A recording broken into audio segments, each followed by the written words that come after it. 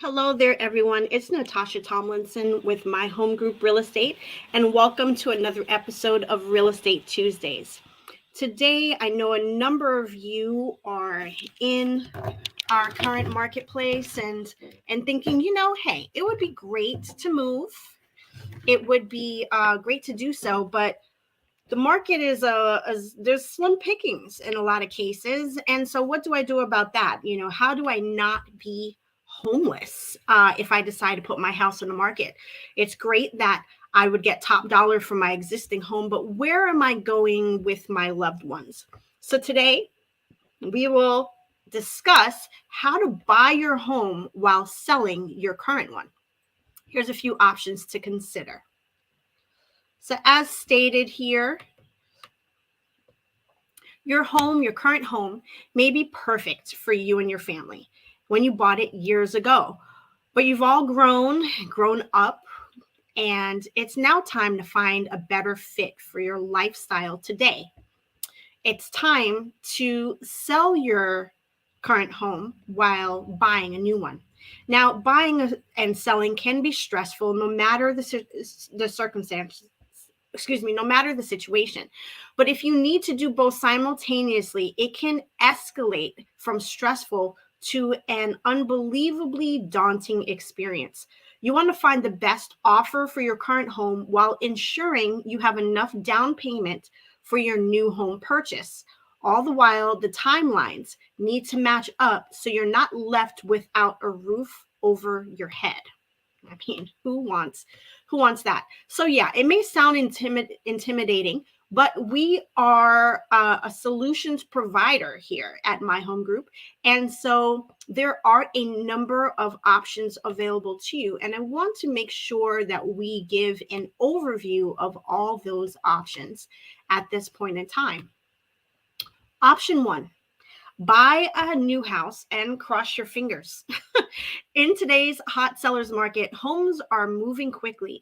You might be able to get away with buying your new house and counting on the market to ensure your current one sells right away. And we have done that in the past, over the past few years for people, and it's worked well. But we have a extremely high demand situation in our marketplace and very low inventory. So that's why we've developed newer options for you. But it is still an option. Option two: buy with a sales contingency. When you buy with a sales contingency, it means that a contingency in your offer states if your current home doesn't sell by a certain date, you can back out of the contract, sometimes without penalty. When it comes to sellers looking at offers to accept, this really isn't a preferred option because it makes that seller's ability to move forward rather difficult. Still, there are situations when a seller might consider a contingent offer. And one is when your agents can explain to the seller's agent that your current home will likely sell quickly and that homeowner doesn't have somewhere, uh, isn't looking to purchase another home. Maybe they're moving into an existing home, or they're moving in with family, or they're relocating and buying something there, and they don't have to worry so much about this current home purchase. Then that allows some more flexibility for contingencies. But I must say that in today's marketplace, with so many different offers and buyers available, it again is not the preferred option. Option three: buying with a bridge loan.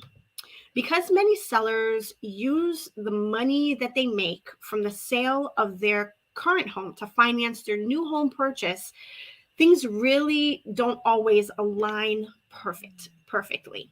All right. So that's why the bridge loan was developed.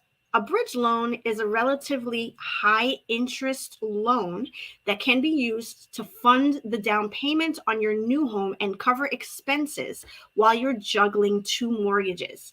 The loan is then repaid after selling your current home, and usually within 6 months. Now, the goal, of course, is not to have two mortgages. The goal is to have one in a home, potentially of your dreams and move your client, your family seamlessly. And so that's one option for people.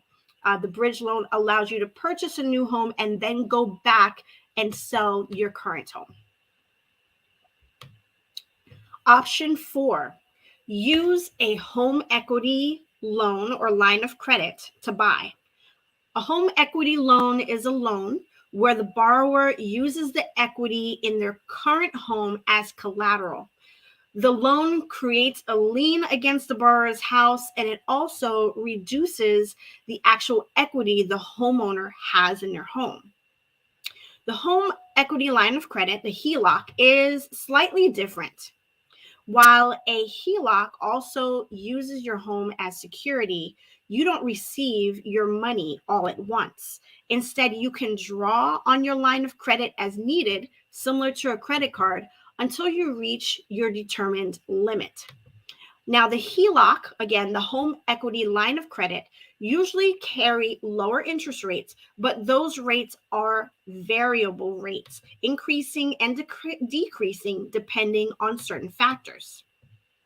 So if you have a lot of equity built up in your current home, especially if you're downsizing, buying with a home equity line of credit might be a great option for you.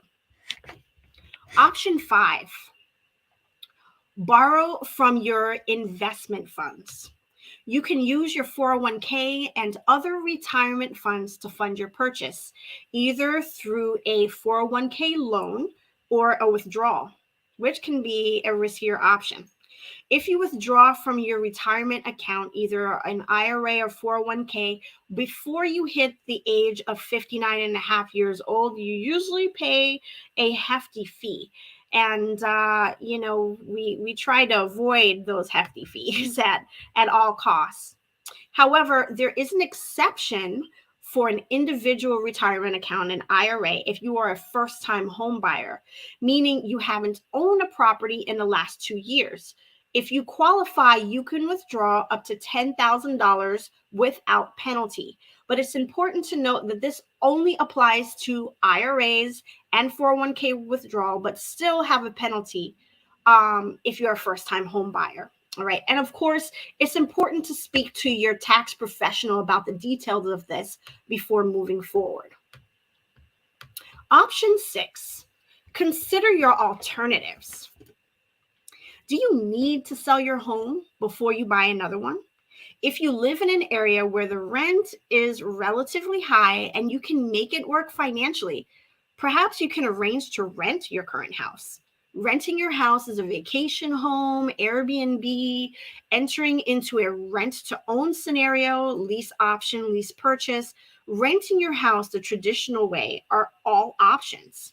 However, let's point out that the rental income from your home isn't the same thing from the bank's perspective as if you sold the property, especially if the lender is considering your DTI, your debt to income ratio.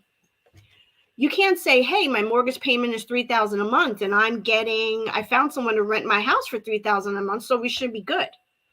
The numbers don't quite work out that way.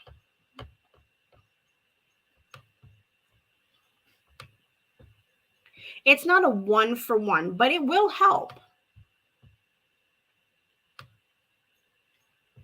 Option 7, sell and cross your fingers.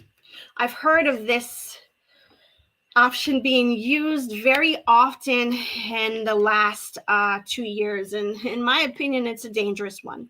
If you live in an area where it's a hot buyer's market, meaning the buyers have more power, there's more buyers available, then it could be a good option in this situation. The market will likely help you find the right place. You won't have to wait long to buy a new home after you sell yours. But as we mentioned already, selling your home before buying a new one is not without danger. If you're in the middle of a seller's market, like we are right now, you might be left with little inventory to choose from and high prices attached to those homes. So you say to yourself, okay, great. Well, I've always wanted a new home. I'll just go buy a new home. Well, we do have supply chain issues to contend with right now. And we used to look at not a spec home, but a new home sale is taking 6-7 months. And now it's more like 12 to 15 months. All right. So let's keep that in mind as well when we're considering the time frames that are important to you.